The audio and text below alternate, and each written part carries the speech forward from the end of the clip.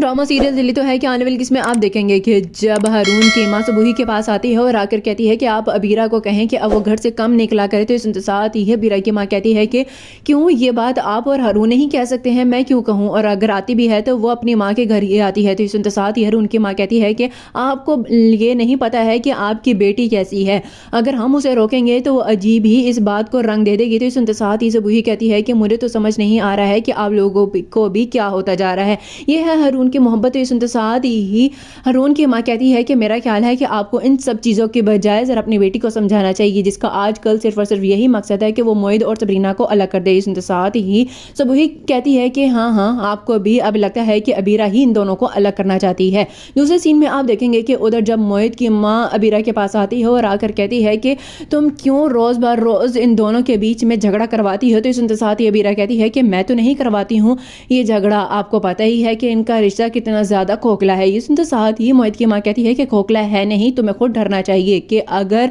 हारून ने तुम्हें छोड़ दिया तो फिर तुम क्या करोगी। सुनते साथ ही अबीरा कहती है कि क्या करूँगी, ये बात तो आपको सोचना चाहिए ना कि अगर हारून ने मुझे छोड़ दिया तो फिर मैं ही शादी करूँगी ना मोहित से, और मोहित इस बात से रुकेगा नहीं। ये सुनते साथ ही मोहित की माँ कहती है कि तुम्हें किसी ना किसी तरह तो रोकना ही पड़ेगा, मेरा ख्याल है कि तुम्हें अकल अभी नहीं आनी है। ये सुनते साथ ही अबीरा कहती है कि चलो अच्छा हुआ आपको ये बात समझ आ गई, अकल आ गई कि मुझे अभी अकल नहीं आएगी। लास्ट सीन में आप देखेंगे कि जब कावड़ सरमद से कहते हैं कि सरमद अगर तुम सबरीना से सच्ची मोहब्बत करते हो ना तो खुदा के लिए तुम इस मुल्क को छोड़कर चले जाओ हमेशा के लिए। सुनते साथ ही सरमद कहता है कि लेकिन आप ये बात जानते हैं कि मैं किसी भी सूरत में यहाँ से नहीं जा सकता हूँ और उसका इंतजार करना चाहता हूँ। ये सुनते साथ ही कावड़ कहते हैं कि ये तुम्हारी भूल है कि सबरीना तुम्हारी तरफ वापस पलट कर आएगी, तुमने खुद अपनी जिंदगी से निकाला था ना, तो अब उसका सारा का सारा बोया हुआ काटो। ये सुनते साथ ही सरमद कहता है कि आप कैसे बाप हैं, आपको अपनी बेटी की जरा भी खुशी की फिक्र नहीं है। तो साथ ही कावर कहता है कि खुशी की फिक्र है, इसलिए तो तुम्हें कहता हूं कि चले जाओ ताकि वो अपनी जिंदगी में सुकून से रह सके।